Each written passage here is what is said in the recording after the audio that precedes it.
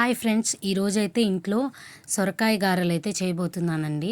చేసే ప్రాసెస్ అయితే చూపిస్తాను చూడండి. మనం బియ్యం పిండిని తీసుకోవాలి, సొరకాయని తురుముకొని, కొన్ని ఉల్లిపాయలు కోసుకొని, ఉప్పు, కారం, కరివేపాకు, జీలకర్ర వేసుకొని కలుపుకోవాలి. బాగా కలుపుకున్న తర్వాత ఒక క్లాత్ తీసుకొని క్లాత్ మీద వాటర్ చల్లి చూపిస్తున్న విధంగా ముద్దలు వేసుకొని వాటిని మెత్తగా చేతితో ఒత్తుకోవాలి.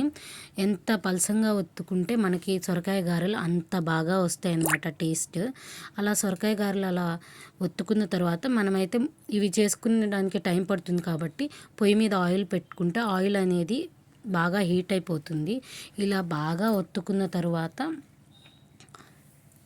వాటినైతే ఆయిల్లో వేసుకోవాలండి. ఆయిల్ ఎంత బాగా కాగితే మనం వేసిన సొరకాయ గారెలు అంత పర్ఫెక్ట్గా వస్తాయి అన్నమాట. చూశారు కదా, ఆయిల్ దగ్గర కొంచెం జాగ్రత్తగా ఉండైతే వేసుకోండి, చిందుతుంది.